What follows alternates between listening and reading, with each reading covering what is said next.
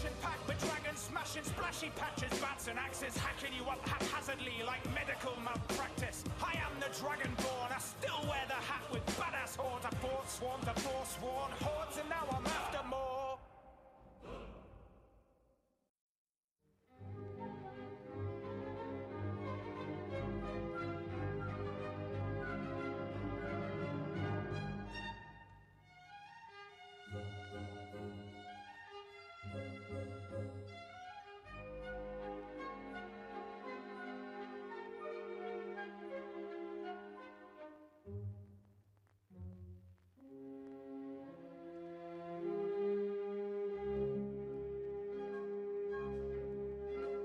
Well, the trivia is playing.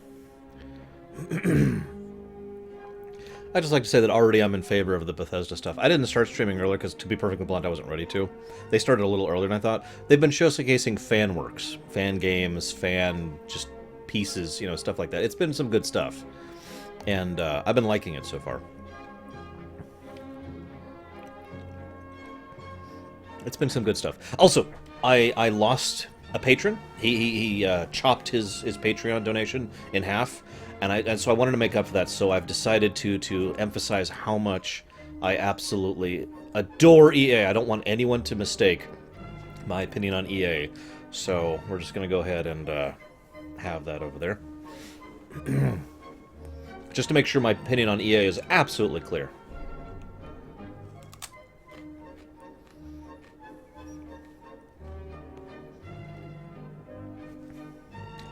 Hang on, maybe just...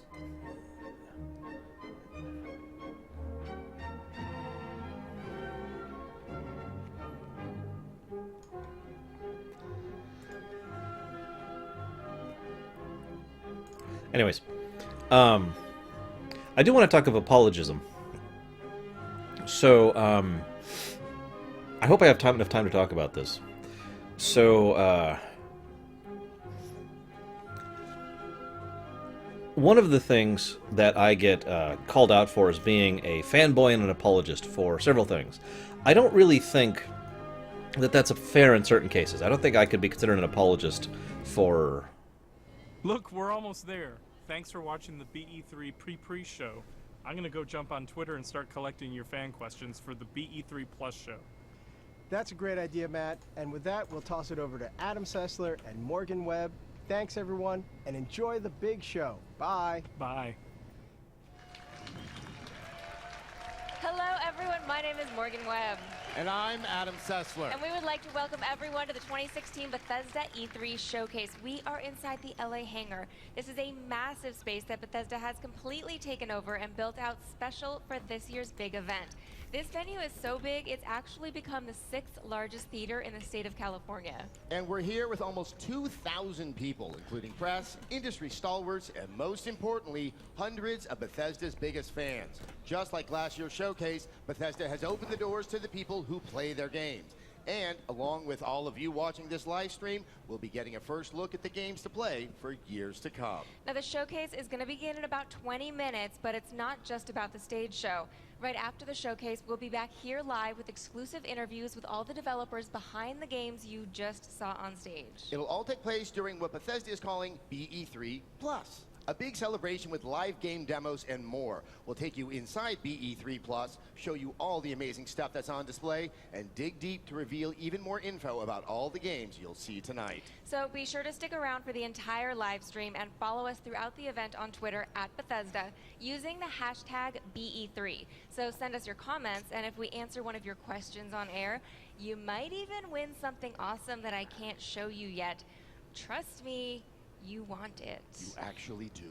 You do. Now, it was just a year ago Yes. that Morgan and I reunited for the first time in years to host the pre and post show for Bethesda's first ever showcase. Yes, and it is good to be back together again. I would say so. Now, do I look older or just balder? I wouldn't open that door. Of course, a lot has happened in the past year. For example, Bethesda released a small game, the Fallout 4.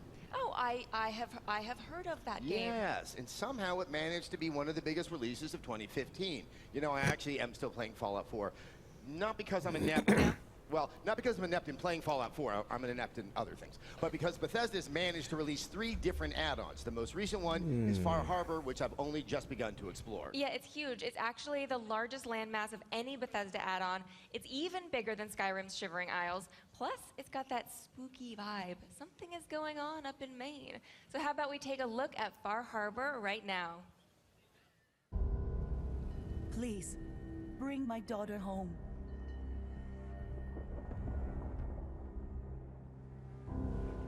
We've paid our dues in blood and bullets. This is our fight. Our island. Not yours.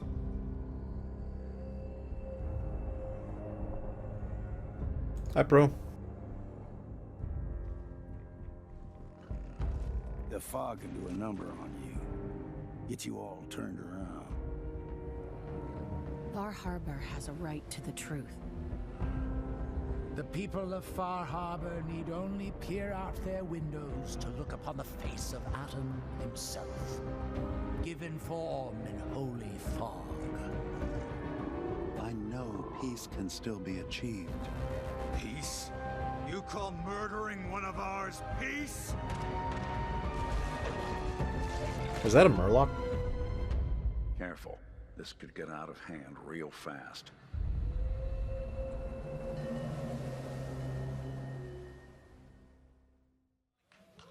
See, creepy. Yes. Creepy and fun. Here's another fun fact. Yeah. I love bipedal fish creatures. They're With my the- only friends in my fantasy life. They have the lures on their heads. They're really Exactly. So, Morgan, do you Yes. actually have a favorite moment from Fallout 4? cool. I spent so much time getting my settlements up and running and trying to make them look a little bit nicer. I mean, slapping a painting on that rotted out wall, I think it really spruces the place up a little bit, doesn't it? Yes, yes. It really ties the whole lean-to together. Yes. Now, I have to be honest, I really love the freedom to build in Fallout 4. Yeah. And I really, really did try to make things nicer for my settlers, and I failed all of them. Even in the apocalypse, I am not Jonathan Adler. I think they should be happy that they have beds, right? They always complain to me about their sleeping arrangements. Did they not see my painting? I crafted that myself. All that time and apocalyptic paint. No, I got to the point where I'd just be slapping down a sleeping bag and like, here, is that good enough for you? Oh, you want a roof over your head, I see. Well, too bad, because this is what you get. What other people actually can pull off in creating those settlements is absolutely incredible. I know, they did better than me, so you guys should get ready to get jealous.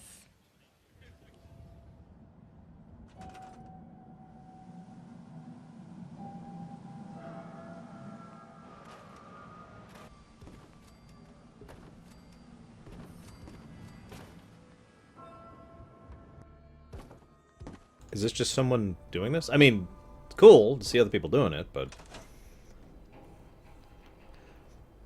I mean, granted, it's been about a year since I've played Fallout 4. I guess it was about like half a year since I played Fallout 4, but I don't see anything new here.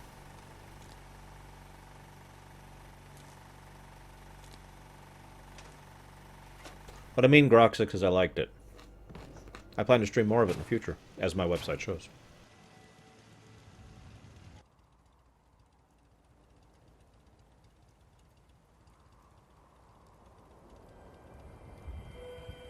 I like that 3-story jobber.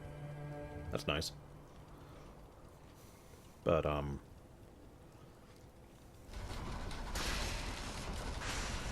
don't know what they're showcasing here. I mean, it's neat, but I don't know why they're showcasing it. That's cool. I like that.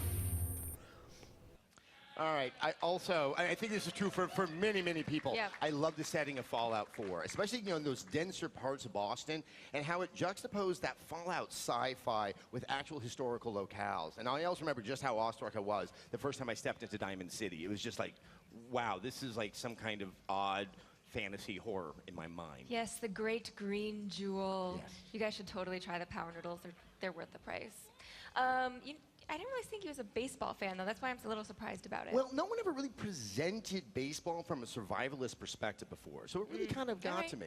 Now, there was also this time, and this is very, very true. I stepped inside the Massachusetts State House just to like maybe pick up some aluminum and some glue because you need all the glue in the You have world. a lot of people relying on you. Now, about 2 hours later, I'm still there. I don't know how far underground I'm going, and I'm just fighting bigger and bigger Mirelurks. It was just one of those wonderful, surprising moments about the game. Yeah, so who's your favorite character? Nick Valentine, hands Okay. down. He's actually probably one of my most favorite characters in any game ever. I love detectives. If I lived in a fantasy world where things were more... So they're not saying anything of substance. So I'm going to go ahead and interject here. First of all, I wanted to give a public apology. Most especially to G-Juice and Lamppost, I believe, are the two people. I want to make something absolutely clear. With the exception of one thing, nothing in the EA presentation earlier today actually pissed me off. Nothing of it actually made me genuinely upset. All the times of me being like, oh, snore, you know, all of that, that's me poking fun. It's like the hand counter thing. I don't actually care that much about the hand counter thing. I don't actually think it's a big negative. I'm doing it because it's all in good fun, okay? But I understand that that isn't getting across in my performance, and I just wanted to give a public apology for coming across as too negative during the EA presentation. The charity thing is the one thing that pissed me off. That's the one thing that actually got to me. It's also the one thing I didn't talk about, if you noticed, because that was just too much of a hot button topic to go into. I didn't even want to touch that. So...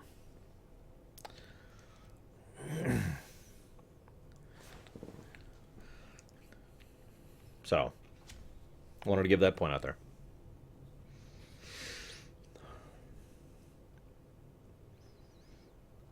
I'm not even talking about the charity thing. Don't ask. You can ask the chat people. I'm not talking about it. They're talking about Fallout Shelter right now, in case you're wondering. Nothing new. Nothing interesting. Now, let's talk about... let us talk about apologism. You know, I mentioned earlier that I come across as... people have accused me of being an apologist for Blizzard, for Nintendo, and for Bethesda. Now, I have to be completely honest with you guys for just a second.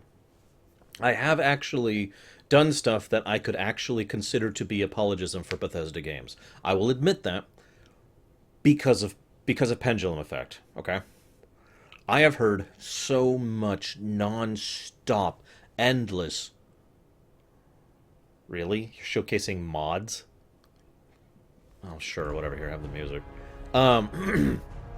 So... horse armor. So much non-stop, terrible, horrible, just negativity upon negativity upon negativity upon negativity when it comes to Bethesda games. And so I have found myself automatically pushing back against that. Again, pendulum theory in action. And I admit that freely. But I will also say that there has always been every Bethesda game I've played is still definitely a net positive for me. Even Fallout 4, which I had some significant issues with, I still considered in the end to be a good game. I still considered it to be enjoyable. And in fact, I'm looking forward to playing it again. I just am waiting until I have a full mod suite and until all the expansions and whatnot are out. That really just scratches the surface of what's available out there as a mod. And I've always been amazed at how creative people are them. It's like with the shelters and the apocalypse. I am just proud to get my pants on in one try. We're proud of you too. Yeah. Fallout fans really know how to go all out. Okay, but not just Fallout fans. Doom fans know how to go all out, too. That's right. Doom was released last month, reminding gamers that the best way to win something is to keep moving forward and never stop. Always moving forward. When everyone got to see the original gameplay demo at Bethesda's E3 showcase last year, people were amazed at the fast pace. But when we sat down to play, we got to see the depth of the game. I love the rune challenges. I know you are still working on some of those. I was pretty negative about it, Krellis. I had several significant issues with Fallout 4. I actually received flack for how negative I was about Fallout 4, which I find funny, given how much other people bash it. To do that for you. That's their job, right? Oh, that's right. We're here at Bethesda. Yeah, right? There's something more convenient. Still, tweet at me, whatever. Anyway, I also like to unlock those classic maps because it really does highlight just how much gaming has changed from when the original Doom really... It didn't create, it wasn't the first, but it really, started the FPS movement. If you want to make something with a classic feel, you can also do that in SnapMap. Yes, and SnapMap is kind of fun for a couple reasons. First, somebody always makes a really, really easy map that gives you 1 billion points. That's the one that I play first. And then second, people make some really interesting and imaginative things. Now, if you guys haven't played around with SnapMap, it's pretty easy when you get started, and it gets really deep if you want to dig in. Things just snap together, hence the name. snap map, and you can scroll through available options. You can place every enemy individually, Probably or you can let Corrales. the AI place them for you. You can create the triggers. It wouldn't for spawn surprise me. enemies, You remember or put how them many all in one times room during to build Inquisition a people were really like, how many uncomfortable pluses is that? L-spawn mix-up. So that many Or you can pluses, do is a that lot out of 10 or out of of 20? Remember how many And people also showed up what I love is during you have a lot of Inquisition control over asking the that? look and feel of the environment. There were way more options than I imagined. So I was inspired by the grainy filter to work on a film noir adventure. Sorry, However, I'm actually no offense to anyone who likes not Webb or Sessler. I've just never been a fan. Because they're part of every aspect I'll of the shush game. while this is happening. But if that's not enough for you, there is, of course, competitive multiplayer. Yes, and you know, the thing I love about the competitive multiplayer is it really is a throwback to, you know, when I started out, you know, back in the Tech TV days, you know, there was the Quake 3, that kind of classic way of competitive multiplayer. But then when you add in the ability to spawn in as a demon with the demon powers, that's where it also has this contemporary feel, and that really has a really interesting effect on the flow of the matches and how the focus shifts during the course of them. Yeah. Now, Doom and Fallout 4 are just some of the Bethesda games we're playing. And Morgan, yes, I do understand you've been spending quite a bit of time with the Elder Scrolls Legends, which is the strategy card game based in the Elder Scrolls universe that Bethesda first announced at last year's showcase and is currently in closed beta. It is. So back in late April at PAX East, Bethesda announced the game was in closed beta. I am not ashamed to admit that I was able to snag myself an invite. Aren't you the lucky one? Now, this being a closed beta, I know that everyone has agreed not to utter a word about their experiences, but, you know, it's just you and me right here. So how about you just tell me how it is? No, you're just going to have to see for yourself. If you can get an invite, I recommend batting your eyelashes. Like this? Please. It's not going to work. Hope is not lost, however. There is a video of the game in action. Roll tape! Welcome to the Elder Scrolls Legends, a strategy card game featuring creatures, characters, and lore from across the history of the Elder Scrolls. Each battle begins with a hand of 3 cards. And then you play Hearthstone. Oh, sorry. And then you play Magic the Gathering. Well, you know. Then you play... Place a card on one yeah, you of get the point. 2 sides, called lanes. Some lanes have special conditions that alter the field of battle. Choose to attack a card in the same lane, or attack your opponent directly. You win when your opponent is out of health. Take enough damage and hey guys, wounds will shatter. You win when your opponent's out of health. You will immediately draw a card that could change your fortunes. Your choices and a little luck can tip the scales from defeat to victory. Battle anytime or anywhere, on your own or against other players. Test your might in a full campaign, in quick skirmishes, or in the arena where you'll face a gauntlet of foes. Build your collection of allies, armaments, and magic. Combine your cards to create powerful decks. Train your cards to increase their power. Choose your strategy. Choose your path. Choose your destiny. And become a legend. I have thoughts about that, but I don't have time to talk about it. Legends isn't the only Elder Scrolls game that's having a moment. The Elder Scrolls Online had a very big year. Yeah, so I have even though thoughts the game about has that. been available for more than 2 years, they've made some really big updates to Elder Scrolls Online since launch. Let's see, there's Imperial City. Players finally got to face off against Molag Bal's army. Then in December, or Well, absolutely, Sonic. Like I said, I have real thoughts about it. I just don't have time to talk about it. They also made a whole bunch of changes that the community and media really responded to. The Elder Scrolls Online went from what the devs admit was a rocky start to being named Best MMO at the end of 2015. But amidst all the bright news, the Elder Scrolls Online has also recently launched Thieves Guild in April, and Dark Brotherhood also launched on Hey, PC MC. just last week. So ever since the launch, they have really wanted to explore the lore that we've all loved in the other Elder Scrolls games. For example, they picked the Gold Coast of Cyrodiil for Dark Brotherhood. Like Kvatch, which 400 years later gets obliterated by Oblivion demons. Kvatch. I don't want to tell the residents. They say it not in to the get game, too used to the Sessler. place or not that attached. As an Elder Scrolls junkie, this is exactly what I That took love me a about moment to figure what he was ESO. saying. It's getting lost in all the expansive lore and geography. And speaking of fans, we would like to take a moment to say hello to all of the Bethesda fans around the globe. From London to Moscow, Paris to Tokyo, gamers have gathered to watch the BE3 showcase. And down in Australia, Bethesda's taken over the Sydney Opera House so fans can watch the showcase live. And earlier today, we got to chat with some of the gamers here in LA who lined up to see the showcase. Let's take a look at what they had to say. All right, here we are. It's a few hours before the start of BE3, but people have been lining up here since, I believe, 7 o'clock in the morning. I know, this is a dedicated fan base. They know that the closer they are to the front of the line, the better seat that they are going to get inside the showcase, and that is a big motivator, I know, for people to get here early, get their seat right in the front of the theater. Exactly. One big screen, front row. It's exciting, but let's better understand some of the hardest core Bethesda fans. All right, now you couldn't have a showcase like this without some amazing cosplay. Now you helped build this, so you can tell us a little bit about it. She's cosplaying Keeper from The Evil Within. It took us forever to make this tenderizer. And What's Evil it took her Within? about a day to make that. I mean, look, I love that game, and I love the Keeper. Everyone else knows him as Boxman. Would you mind just trying that on for one quick sec? I just got to see this. Yeah. That's really, really, really effective. I get that it's a horror game. And what was the inspiration behind this costume? Like, you know, what spoke to you about it? It just took us like 2 days to finish The Evil Within, and we played that like all night, and that was giving us like little heart attacks, and we just fell in love with the game. So what else are you guys excited about? What are you excited to see here today? Do you mind if I talk over this, For one, guys? gameplay Legit first question. on If it you want to too, hear them, that's because fine. I'll we've been go in so quiet. excited.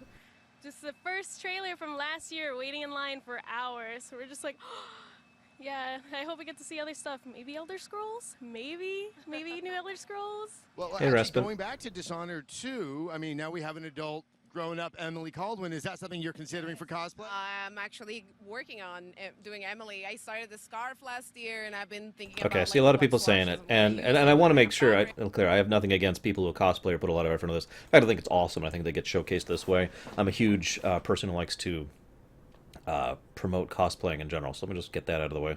Let's talk about that card game thing really quick. So I looked kind of bored during that card game thing. Let me explain my reasoning behind that, though. I don't want you to think I'm being dismissive about it. Back when MTG really became big, about mid to early 90s, there were actually quite a few other card... What is this? Is this Dishonored? This is Dishonored, isn't it?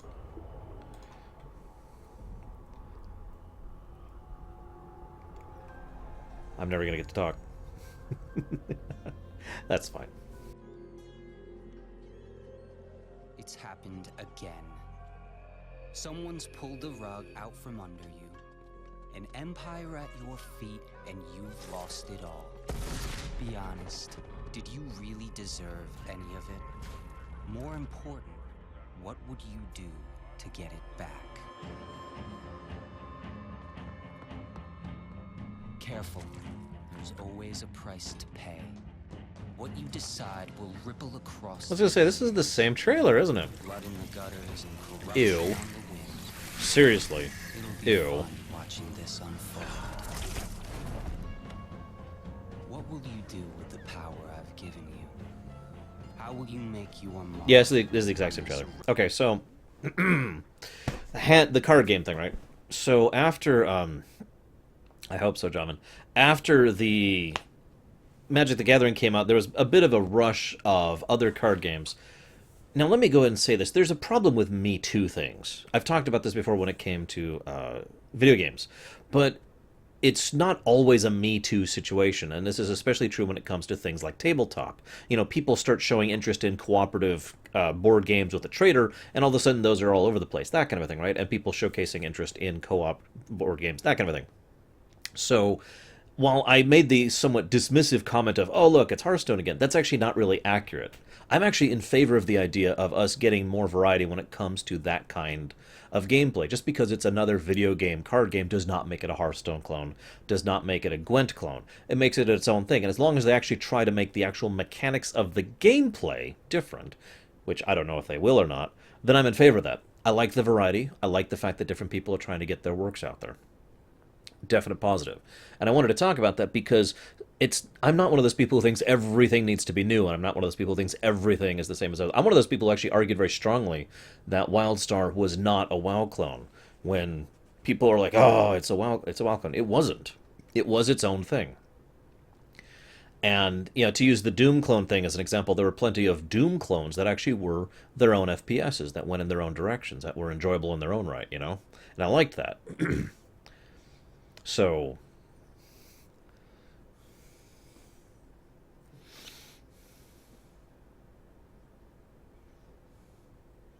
Dishonored 2. So, yeah, RuneScape is another good one. Another good example of a different card game.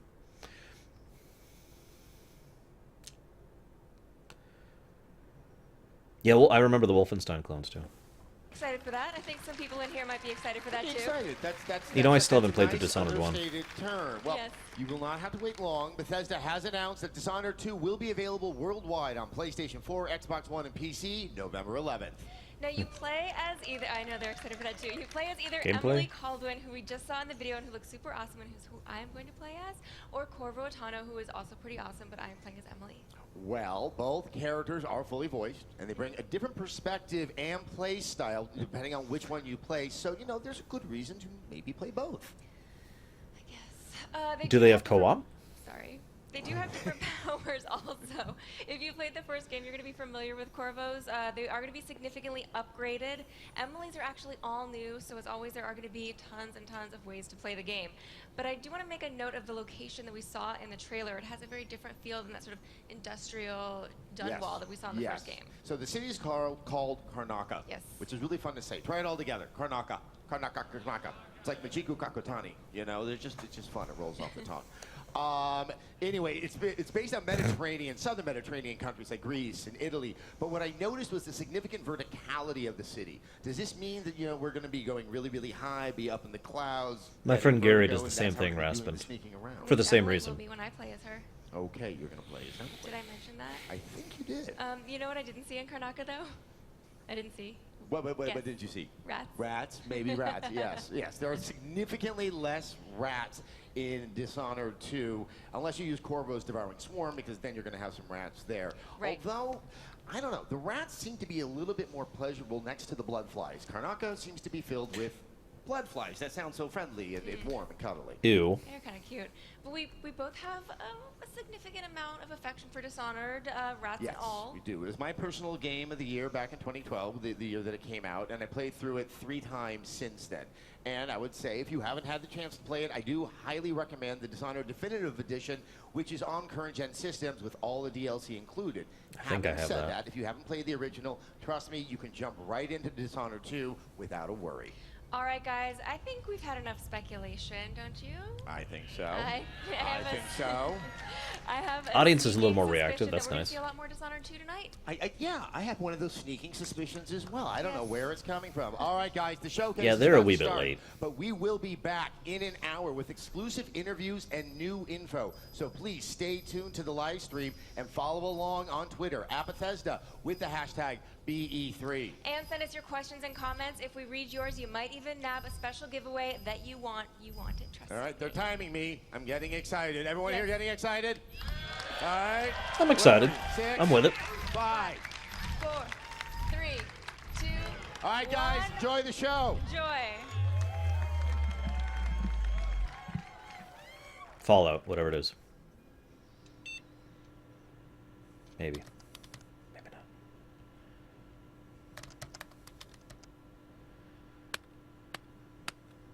not. Okay, maybe not.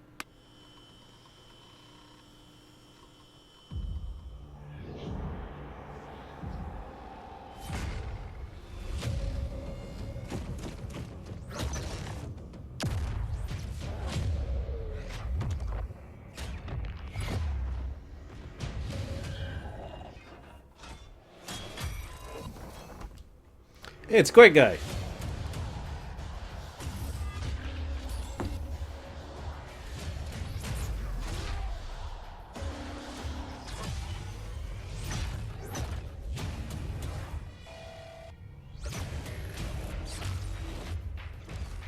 I wonder if it'll have a story. The Strogs must return! Tell me someone knows what I'm talking about. Because that's right, there was actually a story back in Quake 2. In Quake 3 even. A little bit.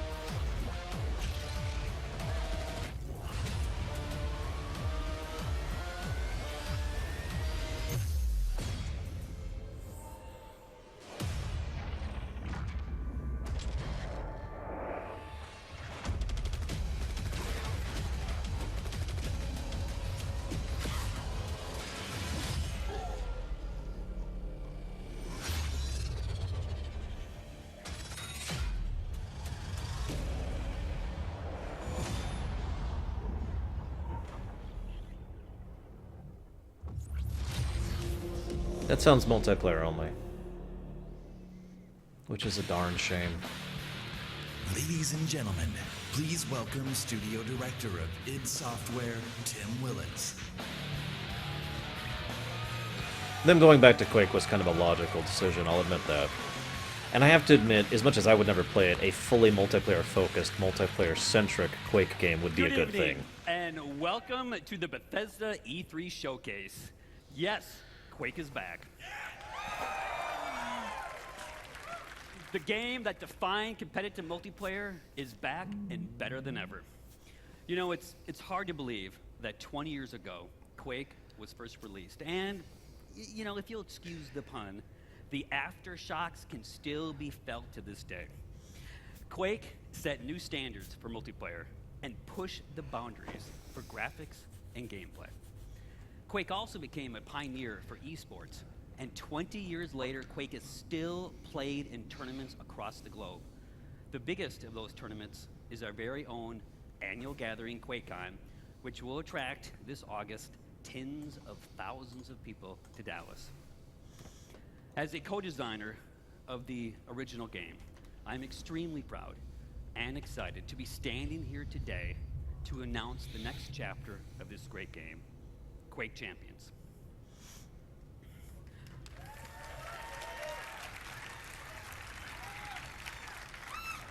Quake Champions is a competitive, arena-style, first-person shooter for the PC, designed for players of all skill levels. Whether you are new to Quake or have been fragging for the last 20 years, Quake Champions will give you the challenge and rush you'd expect from id Software multiplayer games. Now, we know that high-end performance is critical with this type of game. You know, so be assured, as with any id Software game, that Quake Champions will be fast, with amazing graphics running at 120 hertz with unlocked frame rates. Yes. I believe we You're call gonna that get Bring heart-stopping It. action that will keep you on the edge of your seat as you fight in classic arena combat. Quake Champions also taps into another hallmark of the franchise, unique and badass characters. The game features a diverse cast of warriors, each with different attributes and unique abilities, allowing you to fight the way that you want. And you know that id has a long tradition of supporting competitive tournaments, and that continues with Quake Champions. The game is designed for world-class esports play at every level, from the world's greatest Quake players to anyone willing to test their skills in the arena. So as part of the launch plan for Quake Champions, Bethesda will be supporting and expanding competitive tournaments and leagues beyond QuakeCon, and we'll have more to share about that in the coming months. I hope you enjoyed this sneak peek into our newest game. Join us at QuakeCon in August, and we'll have even more to talk about. And now, please join me in welcoming Bethesda's Global Vice President of PR and Marketing, Pete Hines. I have no interest either, but I agree with Javan. That is the potential to be a very good thing. Like I said, even though I'd never play it, if that's a fully multiplayer-centric game, Thank you. that's a good thing. We need that right now. Thank you. Thank you, Tim. As Tim said, we'll have even more to show on Quake Champions this August at QuakeCon. I mean, it's right there in the name. How would we not have our new Quake game at QuakeCon? Make any sense? But right now, we're not at QuakeCon. We're at E3, the biggest week in gaming, and this is the Bethesda E3 Showcase.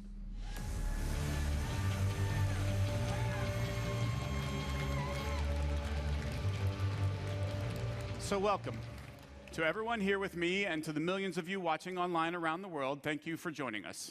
We planned this showcase just like we make all of our games for you. Now, last year, our showcase kicked off a big year for Bethesda, one of the biggest in our many years of making games. So let me mention just a few highlights. The Elder Scrolls Online was released on console and became one of the best-selling games of 2015 and was named MMO of the Year.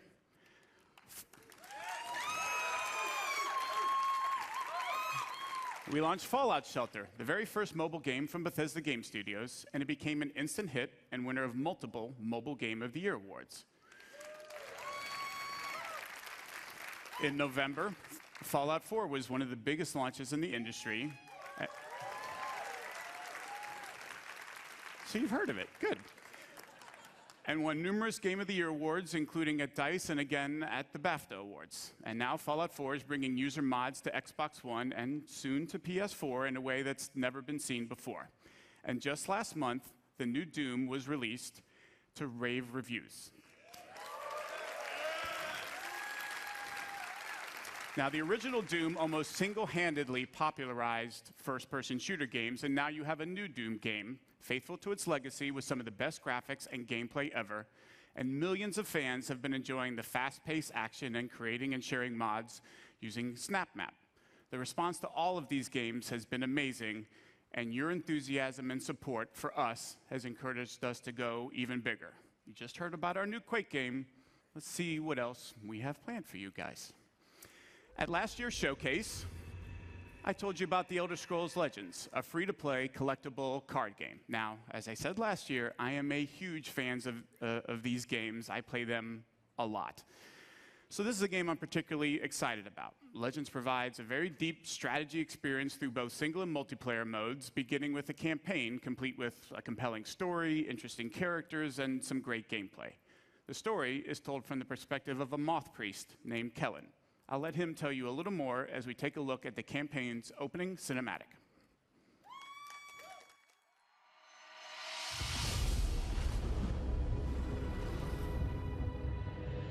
In the beginning, there was the cube. Oh, sorry.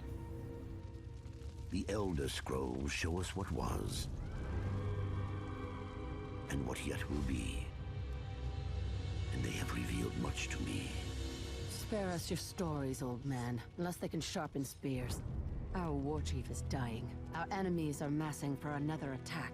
We must prepare for battle. We should go, Kellen. We have the scroll we came for, and this one smells blood in the wind. Patience, Nog. I have words yet to speak here. Stories can do surprising things, Spear Maiden, whether they are true or not. And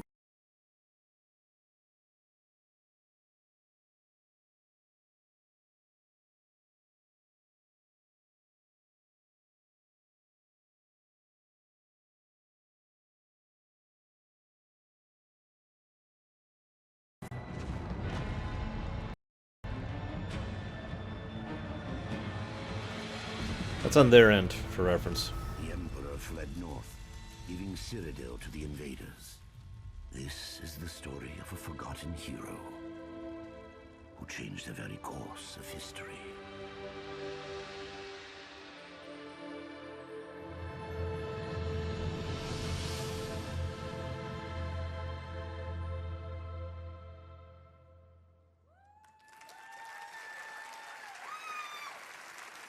Yeah, that was them actually losing the stream When for a Legends second, not me. begins, you're set on a path to discover the world of the Elder Scrolls in a way you haven't seen before. The choices you make define your approach and unlock all the depth the game has to offer.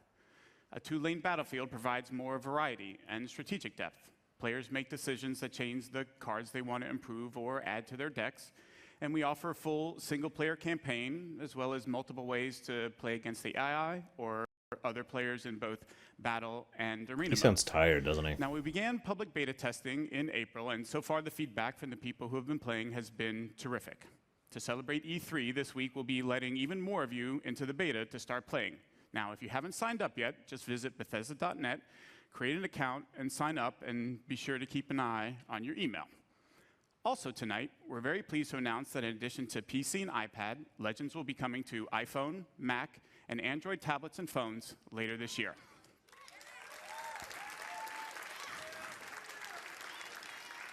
As I said, I'm very excited about Legends as it brings together an award-winning franchise that I love and a new genre, and whether you're a veteran strategy card fan or have never played a game before, it's a game we think you'll all really enjoy. And now, so long as we're on the topic of Legends, let's take a look at what the team at Bethesda Game Studios has been hard at work on. Welcome here to Bethesda Game Studios. It's amazing to think it has only been a year since you first heard about Fallout 4 at this very event. And thanks to you, it became not just our most popular game ever, but one of the industries. It has simply blown us away, and we're incredibly blessed to have fans like you. Seeing what you've created, not just in the main game with the add-ons and of course mods, it is just incredible. And we're not done yet. We're excited to show you what's coming next for Fallout 4.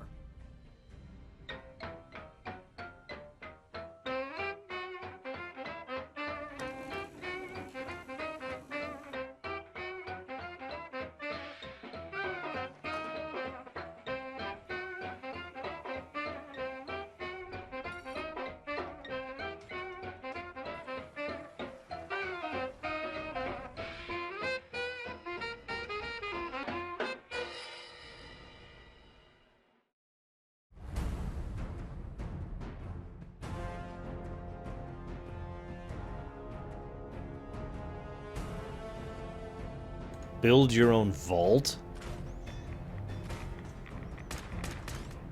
Alright, I'm not gonna lie. That pushed my interest up a couple steps. I actually had the thought literally just last week, because I play Fallout Shelter, kinda, too. How interesting it would be to play Fallout Shelter in Fallout 4.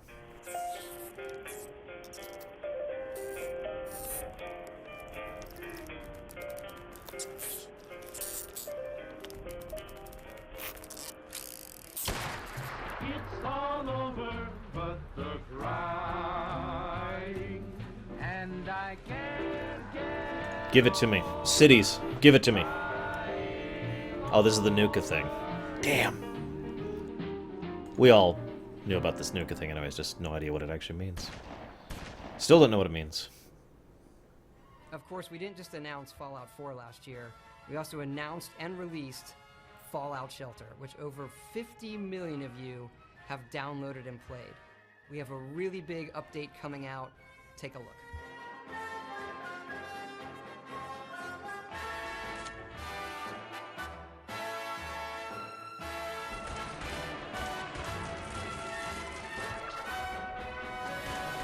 So did I look at that right? There's actually going to be a Leave the Vault feature. Coming to PC. You hear that, Plants vs. Zombies 2?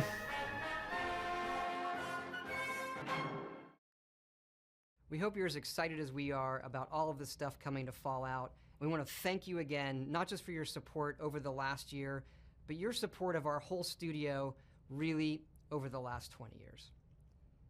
There is something else, though, that you've been asking us about, and yes, we've been working on it.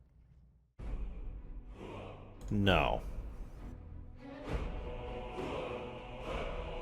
Ah, this is the remaster. Okay.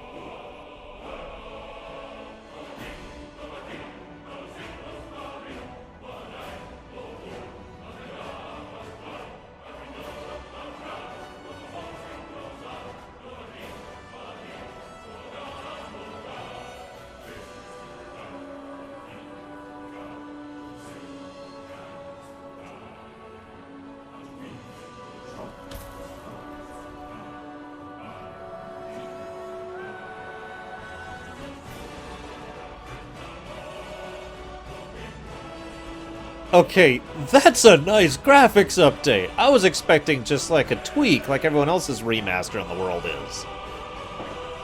That looks nice! Will there be a PC patch for that?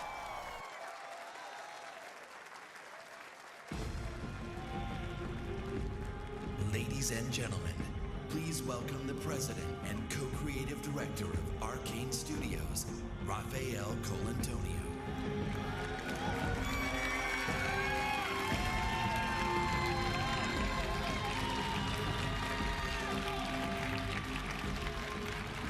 Thank you. Hi everyone, I'm very excited to be here tonight on behalf of Arcane Studios, the makers of Dishonored. Our passion is for a very specific kind of game, first-person immersive games.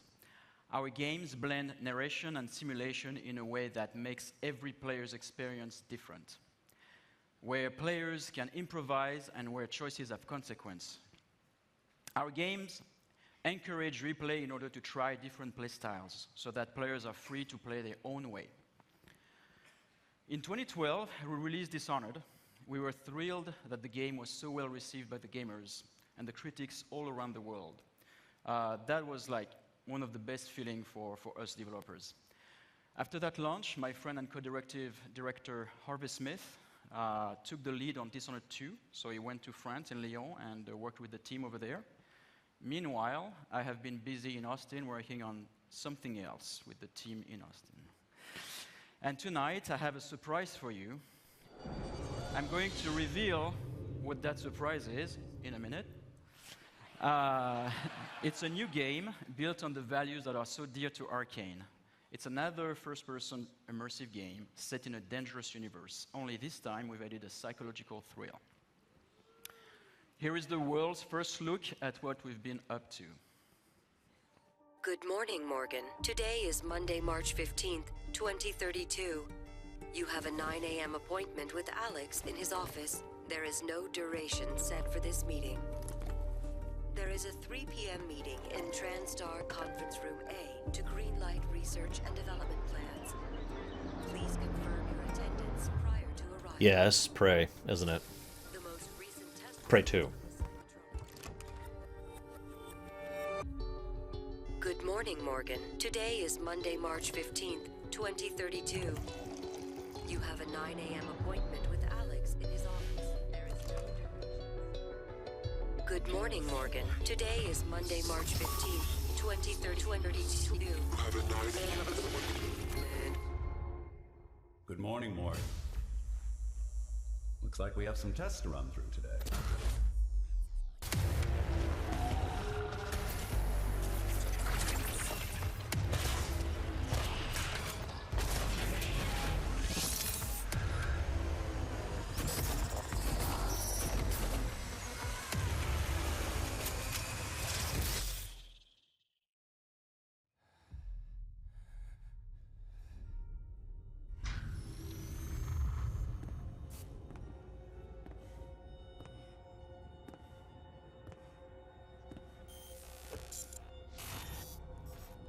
Good morning, Morgan. You're not going to like what I have to say next.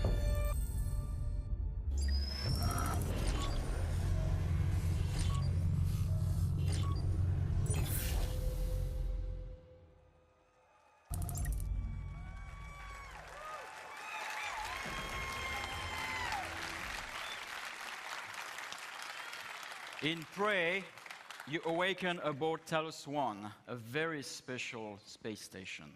It is year 2032. You are the key subject of an experiment meant to alter humanity forever. But things have gone wrong, of course. The space station has been overrun by an alien threat, and you are now being hunted. As you dig into the dark secrets of Talos 1 and your own past, you must survive using all the tools at your disposal on board of the station. Your wits, weapons, and mind-bending abilities. Prey will be available next year on Xbox One, PS4, and PC. We'll have more to show at the QuakeCon, so be sure to join us there. Thank you. Well, grants on him for Hi, finally getting the everyone. rights. I'm Marty Stratton, Doing something executive with it. producer of Doom at id Software. Last month, we had the privilege of releasing one of the most iconic titles in our industry to fans around the world. We challenged ourselves to ensure Doom lived up to its incredible legacy, and we thank you, our fans, for making the Doom launch such a tremendous success. It's been amazing to watch and hear from the millions of players enjoying the many aspects of the game. From those of you gunning for the perfect run through the campaign, to others constantly testing their skills in multiplayer, you continue to inspire our team. Last year, we told you we wanted to put the power of creation in the hands of every player through Doom SnapMap, allowing for an endless stream of new gameplay. And in the coming months, we're excited to be supporting Doom SnapMap with free updates and even more ways to play. We'll be delivering new construction modules, including hell visual themes, as well as new props, objects, weapons, and items. While creators can look forward to new logic options and functionality, like the ability to create true single-player experiences with features like the popular weapon wheel found in the campaign. And again, throughout the year, every SnapMap feature and update is free for every player. For multiplayer, next month we'll release 2 new modes, including a uniquely Doom variant of One Flag CTF called Exodus, as well as an all-new multi-zone capture and hold mode called Sector. Later this summer, we'll turn up the heat with the release of 3 free-for-all modes, including Classic Deathmatch. These modes will be free to all players and playable on any existing or future maps. Also next month, fans can look forward to our first premium Doom DLC pack, Unto the Evil. The first DLC pack includes 3 new multiplayer maps, Offering, Cataclysm, and Ritual. A new playable demon called the Harvester, a new gun, equipment item, armor sets, taunts, and more. With just a month past since our launch, we hope you've only scratched the surface of fun we packed into the game.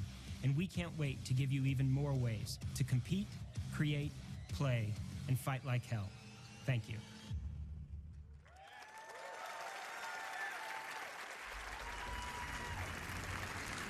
Cool. Also much needed. Wow, Doom needed ton of the great multiplayer stuff there support. for everyone that's enjoying Doom. And again, we thank you, the fans, for making it such a hit. Doom has received near universal acclaim from critics and players alike for its fast combat, over-the-top demons, and amazing graphics, everything that it is known for. Now, it is also known as a longtime supporter of shareware, or for you youngsters in the audience, that's what us old guys used to call a demo. And in a nod to that tradition, we've decided to offer anyone that hasn't checked out Doom's amazing gameplay a chance to do it for free. So, starting tonight, you can download and play the first level of Doom on Steam, PS4, or Xbox One for free. Now, this offer is only good this week, but we want everyone to have a chance to see why Doom is one of the highest-rated shooters ever. So if you love super intense action or you just want to experience state-of-the-art gaming, go download Doom and fight like hell on us. We think you'll see what everyone else is talking about.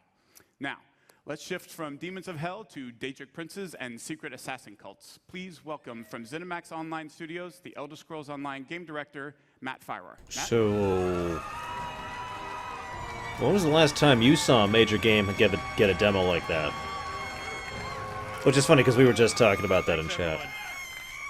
I'm going to shush during this section. I don't have anything to care about. This week is the one-year anniversary of the launch of the Elder Scrolls Online on Xbox One and PlayStation 4. Because we were launching the game this time last year, I was a little busy and I wasn't able to be here in person, but I made sure I was here this year to tell everyone what's been happening with the Elder Scrolls Online. From the console launch last June to the release of 3 critically acclaimed DLC game packs during the year, all of us at ZeniMax Online have been really, really busy. But before I go any further, I want to take a moment and thank all of our fans for your support, your enthusiasm, and your feedback. We take it really seriously, and we continue to work to improve the game. And based on the response, you like the changes.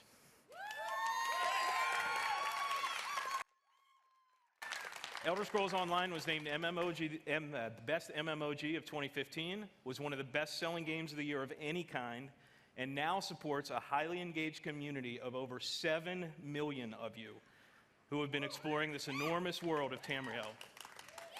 Let's take a look at some of the highlights from the Elder Scrolls Online from launch onward. I know I've said this before, I just want to make my opinion absolutely clear. I played it at ESO in beta and at launch, and it was terrible. They have improved it since then. They have fixed a lot of my problems with it, not all of them. But it is overall a much better game than initial. I am not being derogatory towards it. I just have 5 other MMOs to play through, several of which are more recent, okay? So it's not that I am disinterested in ESO so much as I lack interest in ESO. Make sense? So I don't want to come across as if I'm derogatory towards E.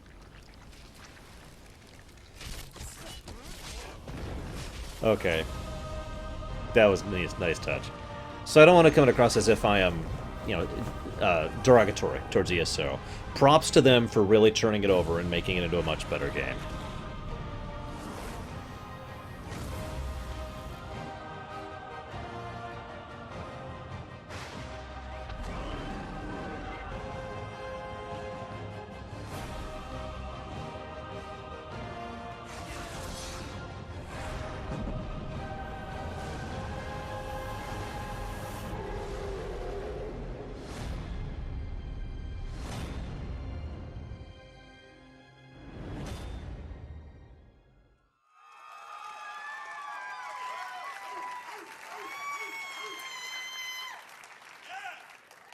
As you can see, the Elder Scrolls Online community is having a lot of fun playing the game. And our player community is still growing.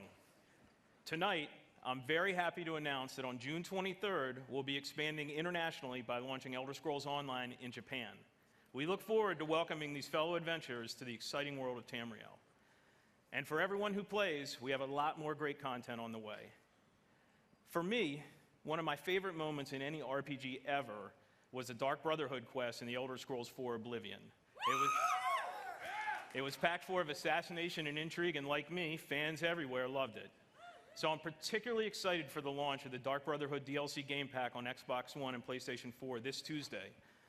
In the Dark Brotherhood DLC, you'll travel to another location from Oblivion, the Gold Coast of Cyrodiil. The Dark Brotherhood has an appropriately dark storyline full of intrigue and mystery and brings all new repeatable quest gameplay to ESO. So, please enjoy the worldwide debut of the Dark Brotherhood DLC launch trailer.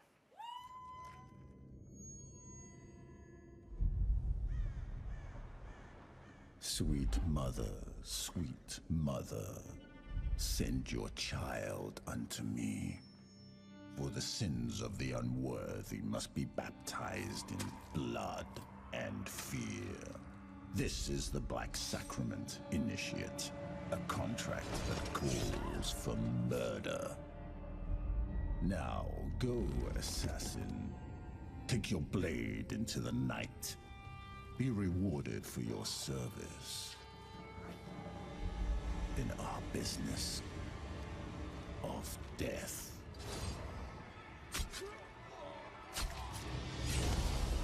Welcome, Initiate, to the Dark Brotherhood.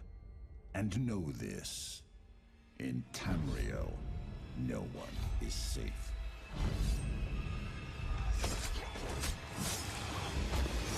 Especially from us.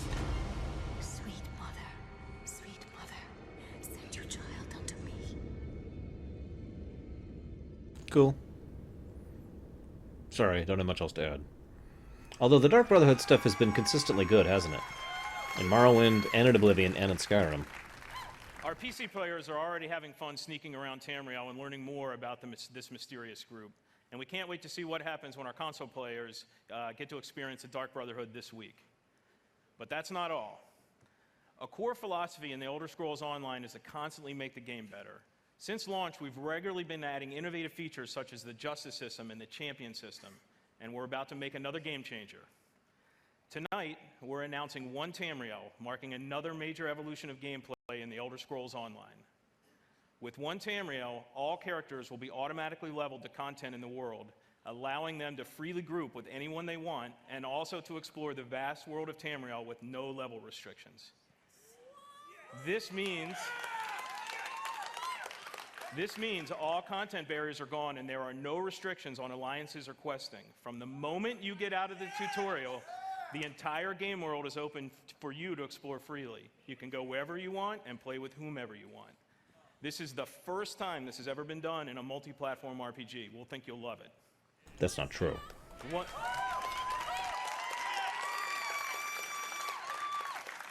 Tamriel will be coming to the Elder Scrolls Online this fall. In closing, I want to thank the awesome Elder Scrolls Online community for your support. We never take it for granted. We work hard every day to make your Elder Scrolls Online experience the awesome adventure you want and deserve. Thanks, everyone. That's not a bad idea. Especially if they implement it properly, which they might. Thank you, Matt. Well done. Now, we want you to get as much as possible out of this year's showcase. So, this year, after we're done here in the hangar, we're just going to keep the showcase going. Now, for those of you watching at home, our pre-show hosts, Adam Sessler and Morgan Webb, will be back to take over the stream, and they'll bring you exclusive interviews and more information about all the games that we're talking about here tonight. Here in Los Angeles, we've built an interactive space over on the other side of the lot where you have a chance to learn more about our games, play some of them, and meet some of our developers. Over there is also food, drink, and to make sure it's a real party, we have arranged a special performance by Blink-182, who will drop their new album, California, in a couple of weeks, and you get to hear them live tonight as they start their summer tour. Now we have another treat for you over there as well, a chance to experience the latest in virtual reality from Bethesda. Ooh. Oh, no. No, no, no. Weren't expecting that, were you? Now, the first time anyone experienced modern VR was at E3 2012, and if you were there and lucky enough, you may remember getting to play Doom 3 BFG in our booth. Now, at the time, we had solved some of the toughest technology challenges posed by VR, and people were amazed. Since then, we've quietly continued our pioneering work in VR, and tonight, we want you to see and experience what you feel when you put on a headset and play the latest AAA games in the industry. Now, we have two games for you to experience. The first is the just-released Doom. You can take a virtual tour of hell and get a totally unique look at the very latest in graphics and true next-gen rendering from our id Tech 6 engine. In addition, we think the greatest promise of VR is its ability to immerse I'm going to turn on my players VR really quick here, into guys. virtual worlds, and that the best games for that experience will be first-person open-world RPGs. So we have Fallout 4 for you to play as well. Wander the Wasteland, check out the iconic Red Rocket, try combat. I'm telling you, with a Pip-Boy on your arm, a dog by your side, a gun in your hand, it's pretty incredible. Tonight, we're pleased to announce that Fallout 4 will be released in 2017 on the HTC Vive platform. And if you thought survival mode was an intense way to experience Fallout, you ain't seen nothing yet. We want to give you a glimpse into where we're headed with VR, where you can expect us to remain a leader, offering our games on the very best platforms you choose. So be sure to check it out. Now, for more on the second half of the showcase, let's check in with Adam and Morgan to see what's happening and get an update on what they have planned. Adam, Morgan, what do you have for us? Thanks, Pete. Now, we are here at BE3+, and this is sort of this experience that you guys are going to get to see after the showcase. We have some Bethesda VR over here. Now, right now, there's no line, so that's kind of tempting, isn't it? So taking advantage of that. And over here, Elder Scrolls Legends, for everyone to play. Pete, I fully expect to see you at one of these tables showing off that card mastery skill I know you possess. Now, in here, Adam and I are actually going to be interviewing some of the developers that you guys just saw their games on stage, so we're going to have a lot more information for you. So everybody on the stream needs to stay tuned for that after the showcase. Lots of good info, but for the moment, let's go back to Pete and even more games. Thank you, Adam and Morgan. We will see you guys in a few minutes. But we are not going anywhere just yet because there is one more thing that we think you are going to want to see. Last year, we announced that a sequel to Dishonored was in development, marking a new chapter to the Game of the Year from Arcane Studios. We shared a few tidbits about the sequel, but for the most part, you could say we've been in stealth mode. Until now. Sorry, I couldn't help myself. Dishonored 2 is going to be a very special game, one that lives up to its celebrated legacy and then goes way beyond. To tell you more, please join me in welcoming the creative director of Dishonored 2, Harvey Smith. Show me gameplay. Show me gameplay. Wow. Thanks, Pete. Hi, everybody. In Dishonored, you play a supernatural assassin in a steampunk city. The game blends combat, stealth, and mobility, giving you many different pathways and approaches. When the original Dishonored was released in 2012, you embraced the game and made it your own. You discovered moves and combinations of powers that we didn't even imagine. We were thrilled by your passion for Dishonored, and we were humbled by the success of the game, which won more than 100 Game of the Year awards. At last year's E3, we announced Dishonored 2. So tonight, here with all of you for the first time, we're going to show you the game.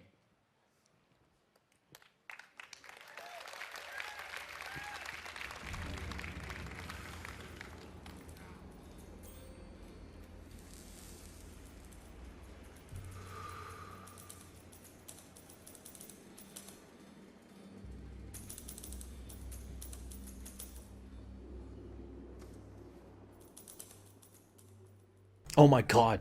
Is this Typewriter Simulator? Dude, I am so buying this. Welcome back to the Empire of the Isles, a rich, Victorian-inspired fantasy world with a distinct style and an exotic cast of characters. For Dishonored 2, we wanted to explore a new location, Karnaca, the Jewel of the South. Our approach to world creation is very layered. Our art and design teams work together to create a strong sense of place with a well-realized culture. It's based on the people living there, the work they do, the architecture, economy, the climate, even the food and songs.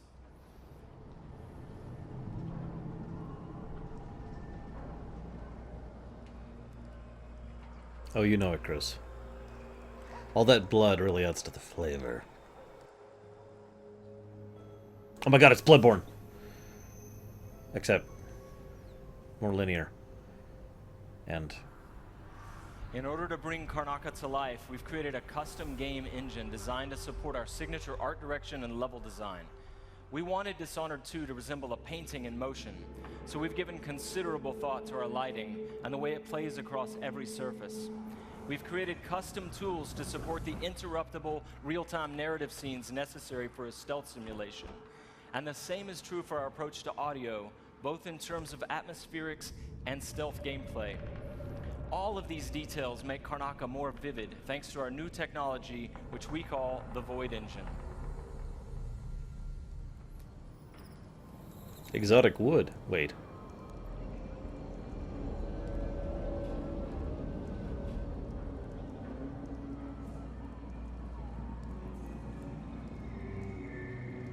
This is neat, but oh, god dang it, don't do that. In crafting spaces for you to explore, we've got several creative goals. We want the environment to feel coherent and complete, plausible. Where do these characters live and how do they get to work? Is there a viable pathway that makes sense? Where do they take their breaks or stop for lunch? But it goes further than that. For Dishonored 2, we felt compelled to ask ourselves about the history of a given street or shop. What was there a decade before the player arrives in Karnaca? Often you can see the layers of history, watermarks on the wall from past floods, peeling posters and advertisements from years ago. We want every market, every alley to tell a story, and to offer you the chance to see something novel or intriguing.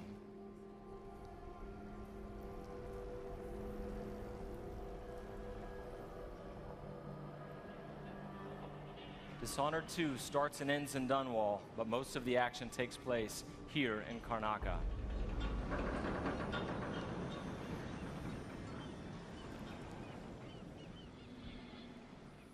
All right, there you go. Your first look at Dishonored 2. Thank you. Samurai, on behalf of all my teammates your at muffin. Arcane and Lyon who worked so hard to bring this to you, and my dear friend Rafael Colantonio, thank you so much for all the passion you've given the game. In the first Dishonored game, you played Corvo Attano, falsely accused of killing the Empress, the woman he loved and was sworn to protect. And you were blamed for the abduction of their daughter, Emily Caldwin. After escaping on the night of his execution, Corvo is gifted with supernatural powers and dedicates himself to avenging the death of the Empress and restoring young Emily to the throne. And you can kill people or not. As we began to work on Dishonored 2, a single question haunted us. What became of Emily Caldwin? How would her experiences affect her, and what kind of ruler would she become? We envisioned Emily grown up, 25 years of age, and then we began to imagine what she'd be like as a heroic figure, as someone fighting for her life against the forces of deceit. We developed a vision for Emily Caldwin that excited us, and at E3 last year, we shared that vision with the world. Dishonored 2 is set 15 years after the first game. Emily Caldwin rules the Empire, watched over by her father, Corvo Attano.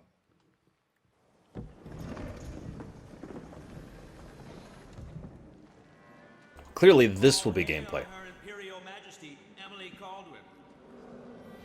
Loyal subjects, we're going through a difficult time, but today we honor my mother, the late Jessamine Caldwin. May her memory survive through the ages. Emily. You look tired, Father. Every year, I think the anniversary of Jessamine's death will be easier, but it never is. I wish Mother was still the Empress. I don't think I'm very good at this. You're still learning. Don't worry about the rabble-rousers, and we'll catch the Crown Killer, eventually. People are saying it's you, but these assassinations are a misguided effort to protect me. No, someone's trying to make us look guilty by targeting your enemies. I wish I could just run away from all this. Sometimes you do. You think I don't know about your nights out on the rooftops? Courage. The ceremony will be over soon. Royal Protector and Father. I should have passed a law against that combination of titles years ago.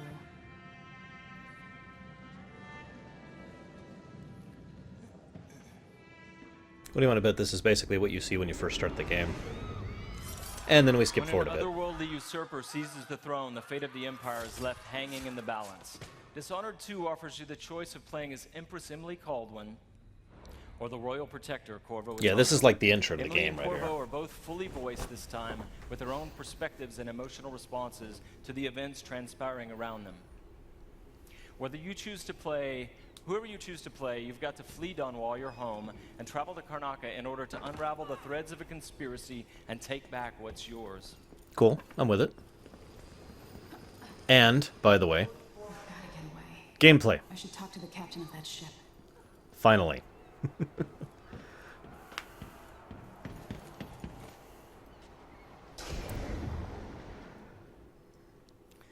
For like 3 Dishonored seconds. is known for unscripted, simulation-driven missions where no two players ever have the same experience. There are many pathways to explore as you penetrate well-defended locations, numerous ways to find and eliminate nefarious targets.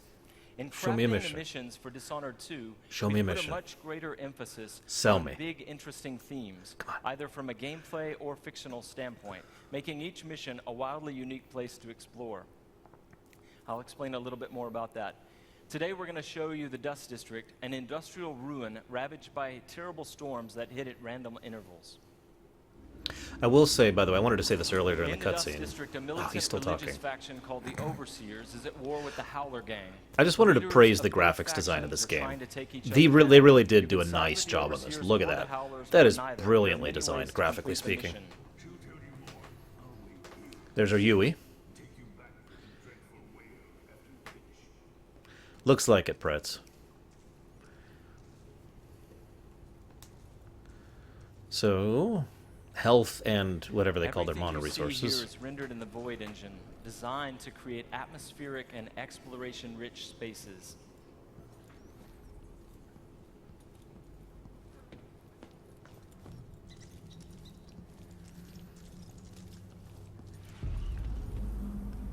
Cool. Agreed, Frozen.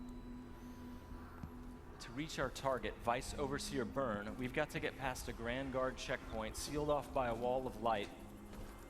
A cruel security device reinstated by the Duke of Serkonos. What's it do? Orders from the Duke.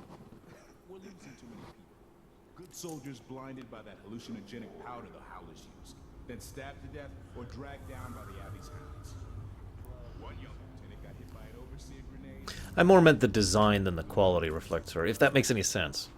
I don't care if it looks super realistic. I care if it's well designed. I'm one of those people who thinks WoW is a genuinely good-looking game, for instance. And so is StarCraft 2, and neither of them look realistic at all. We've made much greater use of vertical space for Dishonored 2. No, I have not, Spirit. encouraging At least not all the way players to through. Explore the rooftops above the streets. Vertical is good. Vertical is very good, especially for a game like this. It's one of the things I liked a lot about Brotherhood and Revelations in the Assassin's Creed series.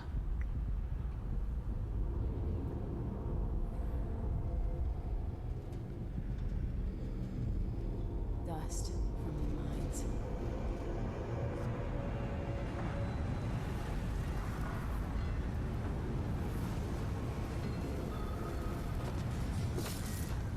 Goodbye. If you look at it, this isn't very particularly realistic graphics either. Just Visibility very for well the AI designed. and for the player. A random storm hits and Emily comments on it. Many of the security devices in Dishonored 2 are powered by wind, a unique feature of Karnaca. So here we're switching Thief. off the windmills There's a to game get I haven't through the played in wall of forever. light. I'll be playing it There'll be a this lot year, going though. on in this next fight. Drop attack, guards climbing and vaulting, combat choke, and Emily using far reach to pull an explosive whale oil tank toward her from a distance. All of a sudden we're playing Just Cause 3. So here's a question. I wonder if we can play it without murdering everyone, like we could in Dishonored 1.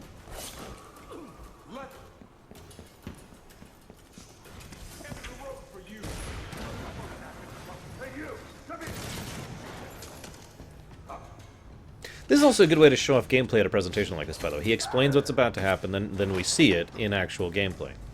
Nice touch. I like that.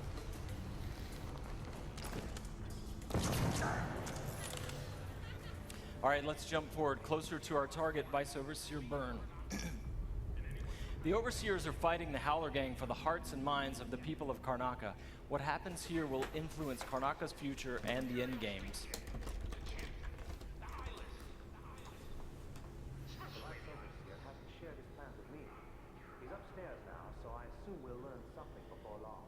Here we're going to use Emily's Mesmerize power to lull a group of Overseers into a stupor, evading combat altogether. Mesmerized, they won't notice Emily or even remember that she was here. That's disturbing. There you are. I feel so empty right now.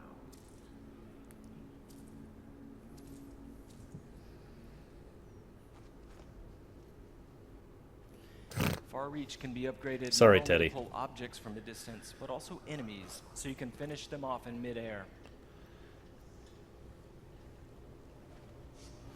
You notice how much of her mana it took to do that attack, though, right?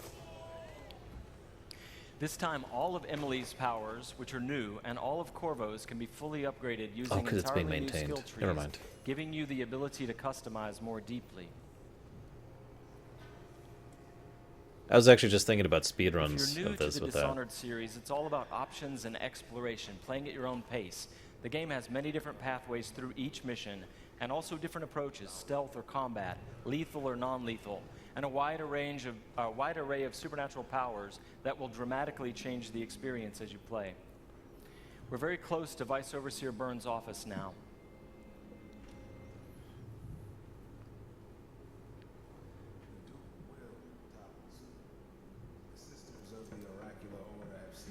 Yes, it has, I think, Samurai?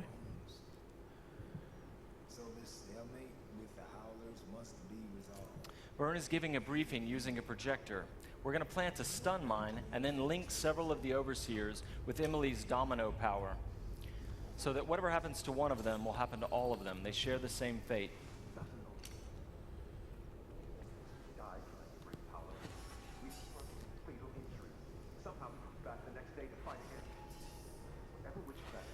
Switching off the projector will attract Vice Overseer Byrne's attention, and when the mine affects one Overseer, it will affect all of them.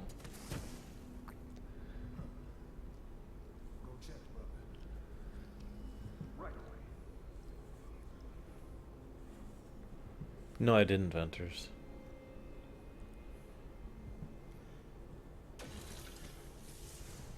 There are many creative ways to use Domino. Now we're going to show you Shadow Walk, another key power for Emily.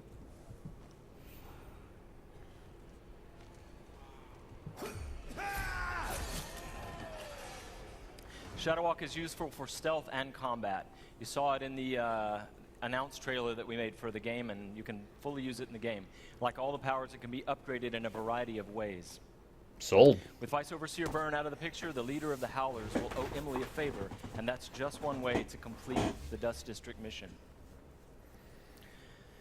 Before closing today, we want to demonstrate another signature environment from a mission called A Crack in the Slab. Wait, you're showing me more It's gameplay? another example of the missions in Dishonored 2 and how they're built around big, interesting themes. This mission takes place in a ruined manor that's been sealed for several years.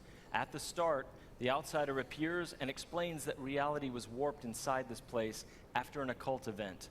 Your supernatural powers won't work inside the manor, and even time behaves strangely, allowing you to travel back and forth between the ruined present and the past when the manor was lavish and refined. That's a good point. Samurai, give me my frickin' muffin back. Here we're in the present when the manor is in ruins.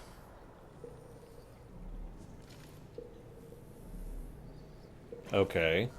I'm getting some Skyward Sword vibes here. In a good way. Now we've moved backwards, years into the past, when the manor was still inhabited and guarded. Yeah. Definitely some Skyward Sword vibes.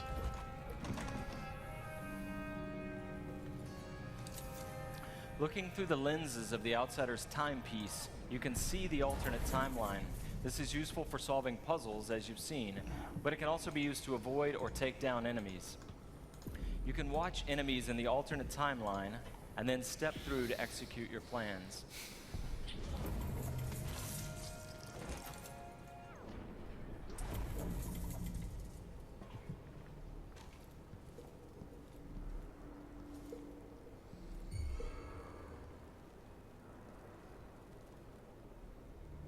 Oh, come on. Tell me you don't remember the awesome sequence from Skyward Sword with the time-hopping past and present dungeons. It's like the best parts of Skyward Sword, in my opinion. We hope you're going to love the game as much as we do. Thank you. Thank you. I have to once again give a shout out to my team in France. They've worked so hard and they are so passionate about the game. And the first game, they're really ready for you guys to get your hands on it. And you don't have to wait long. All of you can leave your mark on the Empire of the Isles because Dishonored 2 will release on PlayStation 4, the Xbox One, and PC November 11th, 2016. But before I go, I've got one more thing for you.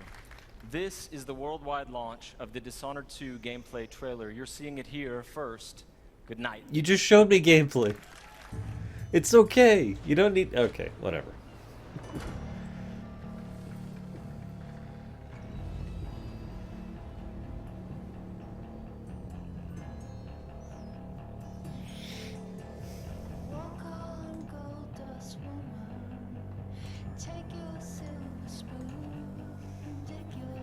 This also kind of looks like the stuff we were just shown, if I'm being honest.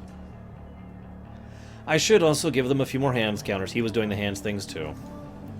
I'll give him 3 more counters for that one.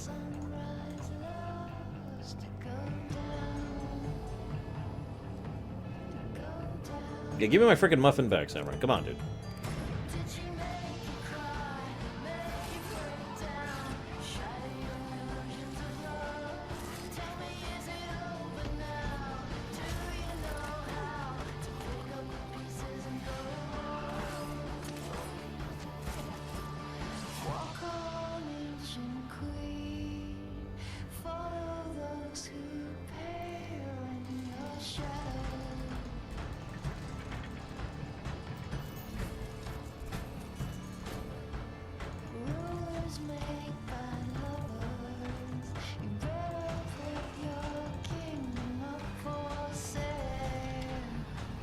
Give me my muffins back. You don't want to see what happens if you don't give me my muffins back.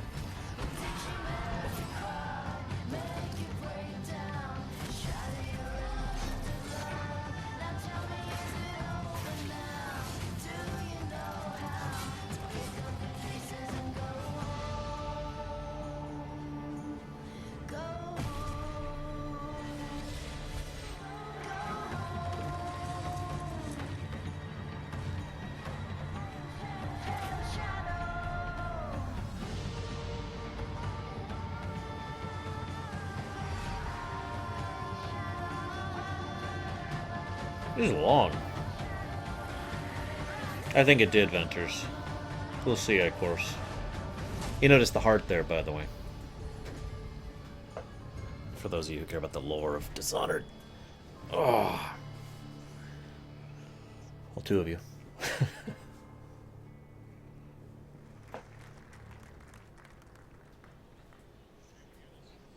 Very excited about Dishonored 2. Could I please have another round of applause for the very shy and took off Harvey Smith and everyone at Arcane Studios. Those guys are fantastic. They've been working their butts off. Now, one of the things that Dishonored fans have been asking about a lot is whether or not we're going to do a collector's edition. So tonight, I'm happy to confirm that, yes, we will be doing a limited number of Dishonored 2 collector's editions. The collector's edition comes with a very cool replica of Corvo's mask as well as Emily's ring, and it'll be available through retailers around the globe, but supplies are limited, and as we saw with Fallout 4 last year, and you know who you are, they go out quickly. So if you want one, I suggest that you pre-order one before they all go away. Also, if you pre-order or digitally pre-purchase any version of Dishonored 2 for a limited time only, you will get a free copy of Dishonored Definitive Edition, which includes the original critically acclaimed game plus all of the add-on content remastered for the current generation of consoles. Cool. Okay. I'm Now, with it. games like Dishonored 2 and all of the games that we've shown here tonight don't happen by accident. There are wonderfully talented, dedicated people working hard every day to build games that thrill and inspire all of us. And I want to take a moment to recognize and thank the entire Bethesda team and all of our studios. So if you take a look, you'll see teams from all over the world who are joining us now. Don't blink. Would you please join me in thanking them all for their incredible and dedicated work.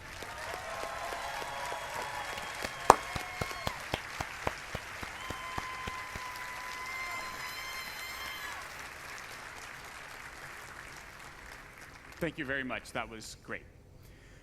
So, from Quake Champions to Dishonored 2, from The Elder Scrolls Legends to Prey, plus all of the new content for Doom, The Elder Scrolls Online, Fallout 4, and Fallout Shelter, and the latest in virtual reality gaming, it should be another big year for Bethesda.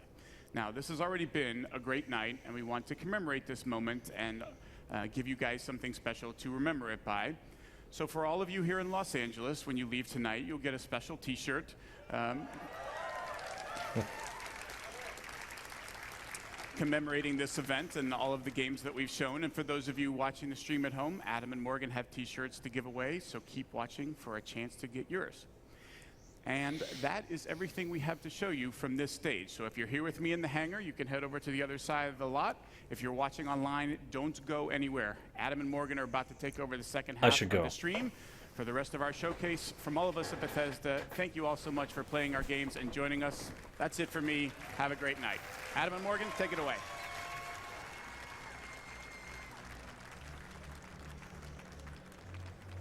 I can't say that a lot of that was super interesting for me, but that's still one of those, they did a lot of things right situations, I think. And along with Morgan Webb, I'll be here at BE3. What do you think? Should I cover the post show? Interviewing the an hour? Behind the games I'm not staying up an hour. That's Prey, Dishonored 2, Quake Champions to Doom, Fallout, and so much more. We're going to be bringing you exclusive info straight from the source. But do not forget to follow us on Twitter. That's at Bethesda, and using the hashtag BE3. We even have a very cool T-shirt for anyone whose question we ask on the air. But right now, we are... I think we're going to cut this off for our YouTube side of things. So, in fact, why don't we just go ahead and... I'm just not interested. Some good stuff with Elder Scrolls Online, some good stuff with Fallout 4. I'm actually kind of excited for some of the new stuff we're doing with Fallout 4, even though it's already mod supported. You know, it's always nice to see the official stuff, especially since the official stuff always adds more options for modders to use. They did the same thing in Skyrim and in Oblivion. And the Quake thing, they didn't really say this, but it seems very, very likely that that's kind of like Quake 3, aka no single player, no campaign, which, as weird as it sounds, even though I'll never buy it, never play it, that is the kind of thing I'm actually hugely in favor of. They really need... The multiplayer combat, FPS genre could use that kind of a thing inserted into it. Overwatch kind of sort of shoved it, gave kind of a shot in the arm to the FPS community, and a rather needed one, in my opinion. This is another thing that I think will help bring more interest and concept towards a fully multiplayer-focused game, again, like Quake 3 was. And I know that sounds weird coming from me, but my biggest complaint is the fact, from games like this, the fact that try to do it half and half. Full multiplayer, with full multiplayer focus, with well-done focus, I'm with it. The Dishonored 2 stuff was amazing. That was the best presentation I've seen so far. I've only seen the 2 conferences, of course, but that was awesome. That was exactly what it should have been. Even if I didn't, even I don't go out and buy Dishonored 2 right now, sold or whatever, that was still an excellent, excellent presentation.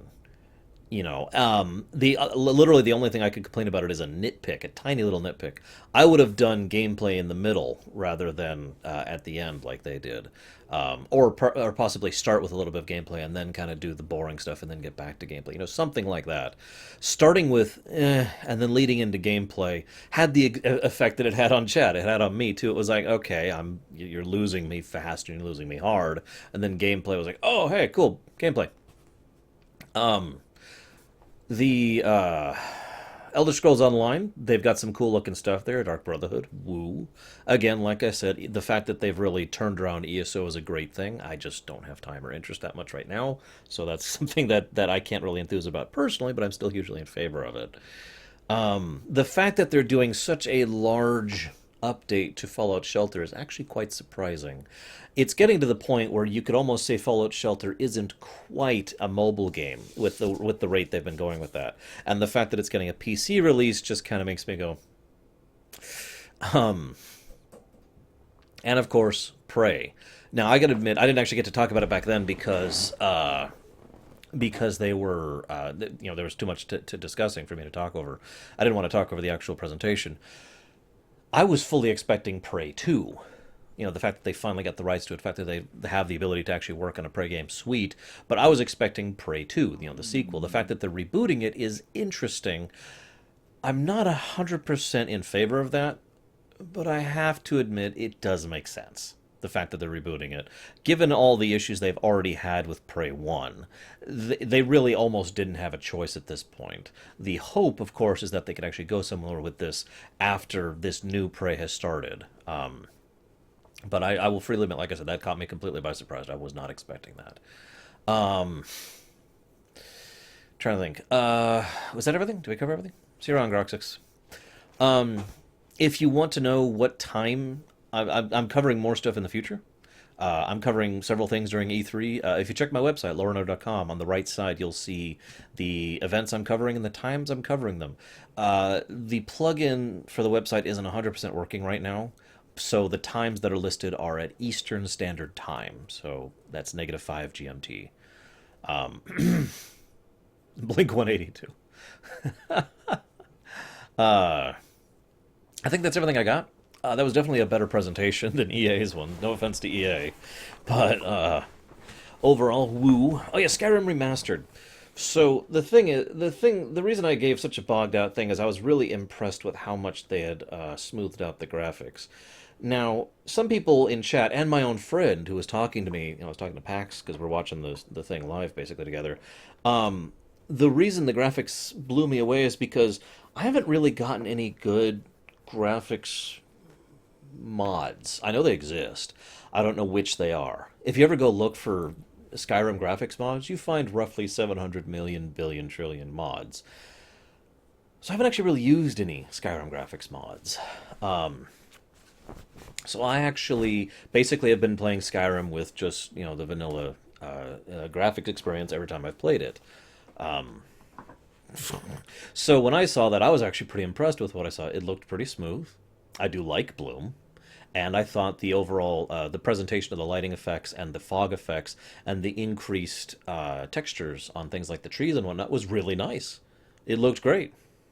Yeah, there's 100 million billion of those too, Henson. That's kind of the problem. I admit I had a tiny kernel of hope for some kind of Morrowind or Oblivion or Elder Scrolls 6 news. But honestly, and several people asked me this before the presentation, I didn't put money on that. I didn't say that was going to happen. So, shrug. It is a darn shame. Bethesda has never traditionally done things like proper remakes, so I have no history to pull from here. I have no idea if they'll ever proper remake their own stuff. Who knows? Maybe Skywind will come out and then they won't sue them into oblivion and then we'll be able to play Morrowind again. So I guess that's all I got, actually.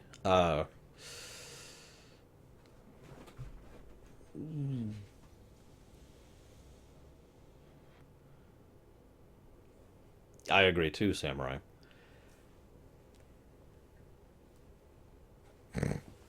Anyways, that's all I got. That's all I got. Cutting it off. Tomorrow, I will be... Yes, I did. Tomorrow I will be doing more streaming. Actually, let me check the thing. Since I know some of you don't want to look at my website. I hate you for it. No, I'm kidding. I don't hate you for it. Let me check my website tomorrow. Looks like we've got Sony, which is really late. So I'm not actually going to do any streaming or coverage during the day tomorrow. But at 9 p.m. Eastern Standard Time tomorrow, we have the Sony press conference.